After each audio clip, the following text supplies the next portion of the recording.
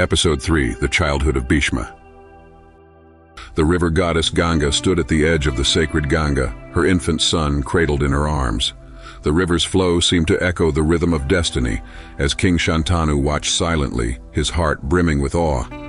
This child, Devavrata, born of divine union, carried an extraordinary destiny. From the strength of his father, King Shantanu, and the divine grace of his mother Ganga, Devavrata emerged, a soul marked for greatness, but the path ahead would demand sacrifices unknown to most. Far from the luxuries of the palace, Ganga chose the riverbanks as the cradle of her son's upbringing. Within the embrace of nature's purity, Devavrata grew under her watchful eyes. The sacred waters reflected his youthful form, but his gaze carried the wisdom of ancient heavens. Ganga knew her son's destiny would be fraught with trials.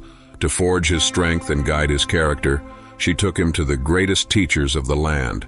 His journey had begun. At the ashram of the sage Vasishta, Devavrata delved into the mysteries of the Vedas and learned the tenets of kingship, justice, compassion, and leadership.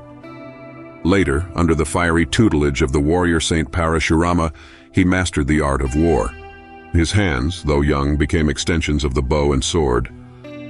Parashurama to Devavrata. Strength is a gift, but it can also be a curse. Temper it with virtue, lest it destroy both you and those you love. Years passed, and the boy transformed into a figure of might and wisdom. Tales of his skills spread far and wide, and even the elders of Hastinapur marveled at his radiant promise. One fateful evening, as mother and son walked along the river's edge, the horizon darkened with foreboding. Ganga stopped, her voice a whisper yet heavy with emotion. "Ganga, softly. My son, the time has come. The world calls for you. Return to your father, for Hastinapur's fate is tied to yours." Bowing deeply, Devavrata replied, his heart heavy with love and resolve, "I shall honor your teachings, mother. My life now belongs to Hastinapur." Upon his return to the palace, King Shantanu's embrace was filled with pride and warmth. The court whispered of Devavrata's unmatched strength and wisdom, calling him the jewel of the Kuru dynasty, the light that would safeguard its future.